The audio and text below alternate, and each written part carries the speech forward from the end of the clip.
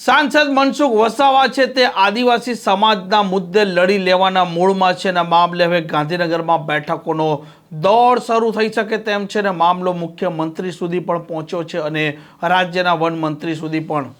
વૈષ્ણવજન તો તેને કહીએ જે પીડ પરાઈ જાનાને રે।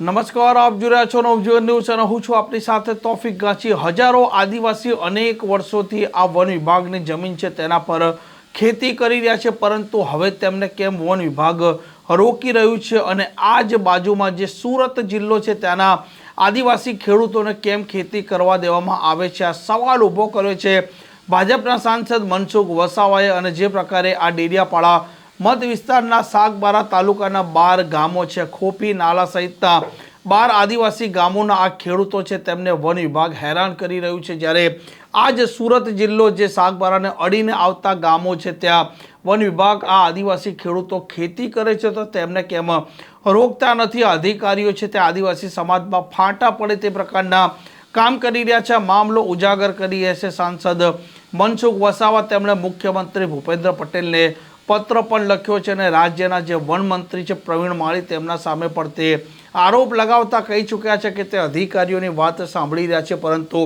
ચૂંટાયેલા પ્રતિનિધિની વાત સાંભળવામાં નથી આવતી। અને મનસુખ વસાવાએ મુખ્યમંત્રી ભૂપેન્દ્ર પટેલને પત્ર લખી કહ્યું છે કે આદિવાસીઓ અનેક વર્ષોથી અહીંયા ખેતી કરી રહ્યા છે, તો હવે તેમ કેમને વન વિભાગ રોકી રહ્યું છે, કેમ અત્યાર સુધી તેમને રોકવામાં ન આવ્યા। સાથે તેમણે કહ્યું છે કે તેમના પાસે સનદ માંગવામાં આવી રહી છે, તેમના પાસે પુરાવા માંગવામાં આવી રહ્યા છે। આ વન વિભાગની જમીન છે તેને તેણે સમથળ કરી છે અને ત્યાર પછી હવે તે ખેતી કરી રહ્યા છે, તેમનું ગુજરાન ચલાવી રહ્યા છે। અને બાજુમાં સુરત જિલ્લો આ સાગબારાને અડેલા જે ગામો છે ત્યાં વન વિભાગની જમીન પર ત્યાંના આદિવાસી ખેતી કરે છે તો તેમને રોકવામાં નથી આવતા। વન વિભાગનું આ બેવડું વલણ છે તેના કારણે આદિવાસી લોકો છે તેઓમાં વિખવાદ ઊભા થઈ રહ્યા છે અને મનસુખ વસાવા પોતે પણ આ વિવાદમાં જંપ લાવી ચૂક્યા છે। તેમણે આંદોલન જે ખેડૂતો કરી રહ્યા છે તેમના સાથે જોડાઈ આહવાન પણ કર્યું છે કે આ મામલે હવે લડી લેવાનું છે। હવે જોવાનું તે રહેશે કે મુખ્યમંત્રી ભૂપેન્દ્ર પટેલને પત્ર લખવામાં આવ્યો છે ત્યાર પછી હવે શું પરિસ્થિતિ છે તે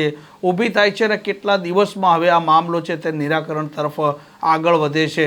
આ પ્રકારના સમાચાર માટે નવજીવન ન્યૂઝની આ ચેનલ સાથે જોડાયેલા રહો। નમસ્કાર।